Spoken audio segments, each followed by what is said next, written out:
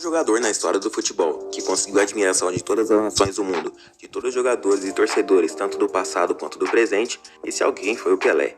O único a ter conquistado 3 Copas do Mundo e o único a ser respeitado e idolatrado por todos. Podem existir craques no mundo da bola, mas igual a ele será difícil.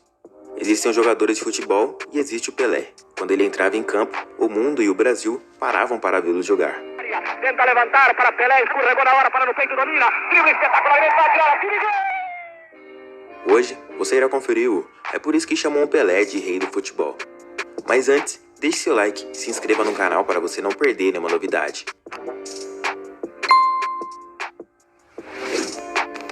No dia 23 de outubro de 1940, em Três Corações, Minas Gerais, nascia um garoto com o nome de Edson Arantes do Nascimento. Um menino simples, de origem humilde, que não fazia ideia de que anos mais tarde já entraria para a história do futebol e se tornaria campeão do mundo. O pai do Pelé, o senhor João Ramos do Nascimento, conhecido como Dondinho, também foi jogador de futebol. Em campo, ele já fez algo que nem mesmo o filho conseguiu fazer. Dondinho marcou 5 gols de cabeça em um único jogo. A família de Pelé precisou se mudar para Bauru, no interior de São Paulo. Em sua biografia, Pelé contou que não tinha dinheiro para comprar bola e jogava futebol pelo bairro onde morava com uma meia recheada de jornal. Dico, como era chamado na infância, jogou em alguns times locais e passou a ser chamado de Pelé porque chamava o Bilé do Vasco dessa maneira. O garoto franzino fazia mágica pelos times amadores de Bauru e logo foi descoberto pelo ex-jogador Valdemar de Brito, que levou o garoto para a base do Santos aos 15 anos de idade, em 1956. E não demorou muito para que todos percebessem que ele seria um dos melhores jogadores de todos os tempos. Pelé entrou para a história com 17 anos de idade, na Copa do Mundo de 1958. A seleção brasileira não tinha enviado a numeração dos jogadores, e a FIFA escolheu os números aleatoriamente. Quem ficou com a 10 foi o Pelé, que foi a maior revelação daquela Copa. Ele mostrou a magia e a ginga brasileira para o mundo. Pelé marcou seu primeiro gol contra o país de Gales, e se tornou o jogador mais jovem a marcar um gol em Copa do Mundo. Contra a França na semifinal, ele deitou e rolou e impressionou a todos.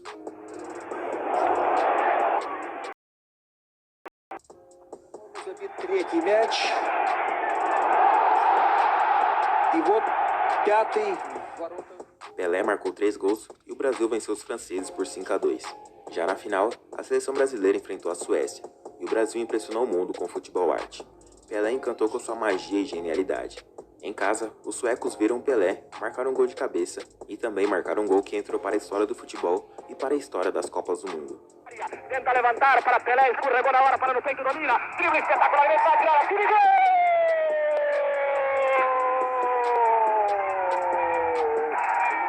Magistral gol de Pelé, dentro da área, dominou o adversário, puxou a bola, tornou a driblar, mandou para o fundo da cidadela contrária, um gol de Copa do Mundo.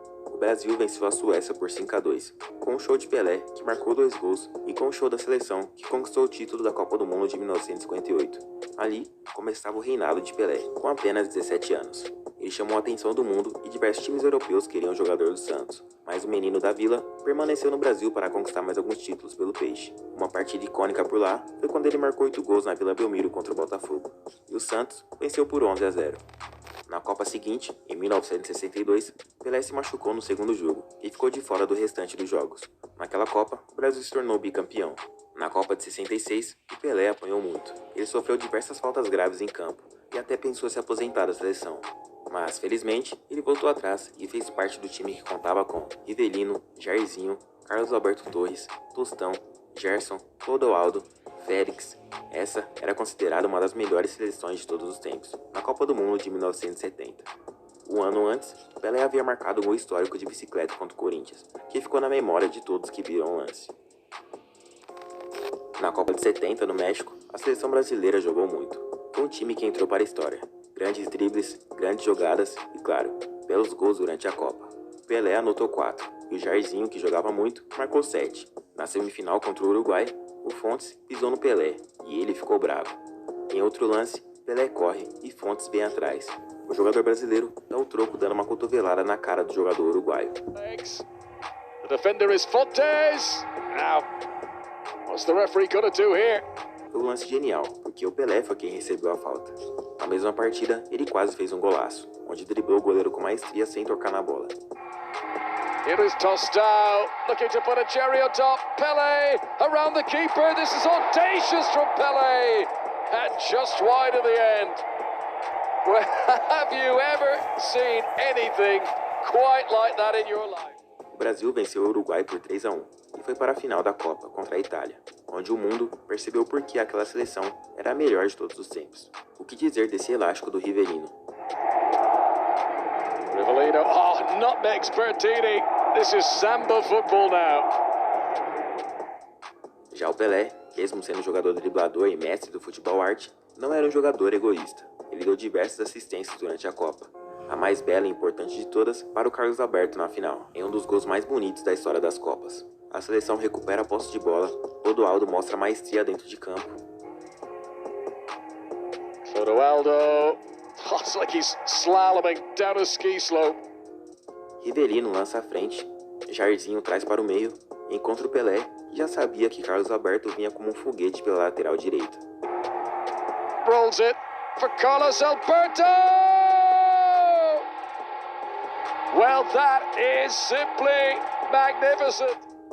Pelé também marcou um gol de cabeça na final, e a seleção brasileira venceu a Itália por 4-1. O Brasil se tornou tricampeão mundial. O rei ficou no Santos por 19 anos, até que em 1975 ele assinou com o time Cosmos, dos Estados Unidos. Por lá, ele marcou um golaço de bicicleta. Miami once again reached the heights, somersaulting through the air to score spectacularly with a bicycle kick.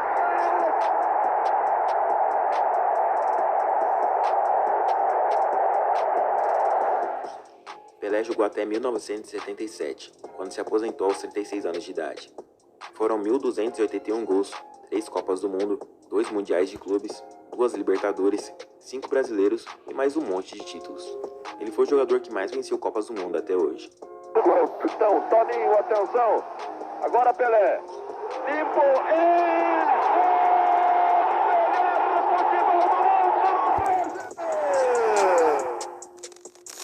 O Pelé era destro, mas treinou tanto a perna esquerda que virou ambidestro e se tornou uma máquina de fazer gols. Ele marcou seu 10º gol em 1969, contra o Vasco, em uma cobrança de pênalti. Pelé, a penalidade máxima. Apita o árbitro, correu, Pelé chutou. Último gol do maior jogador de futebol do mundo. No Peixe, foi onde ele marcou seu gol mais bonito de todos. Pelé deu chapéu em 3 jogadores e ainda chapelou o goleiro. Infelizmente, não houve nenhuma filmagem do gol, mas o que temos é uma simulação do gol que dá pra ter ideia da obra de arte que foi.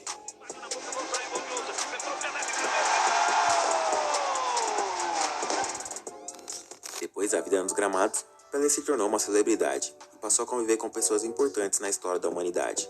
Mas ele não perdeu sua simplicidade. Ele sempre tratou todas as pessoas com gentileza e humildade. Pelé sempre deu atenção a todos, mesmo sendo um rei e ícone do esporte. Por dentro, ele ainda era aquele garoto dos tempos de Bauru, que só queria saber de futebol. Em uma carta que escreveu para si mesmo, no The Players Tribune, Pelé disse: "Qual é o seu momento mágico? Foi quando você nasceu, porque tens uma excelente família, que te ensinou e te tratou bem. E é por isso que, quando você viaja pelo mundo, a porta está sempre aberta para recebê-lo. As pessoas do mundo deram a você o maior amor, e você deve fazer o possível para retribuí-lo. Continue sendo o menino do Brasil. Lembre-se, Edson. Lembre-se dessas 3 palavras: honestidade, paciência e respeito. Deixe a bola rolar." Edson Arantes, do Nascimento.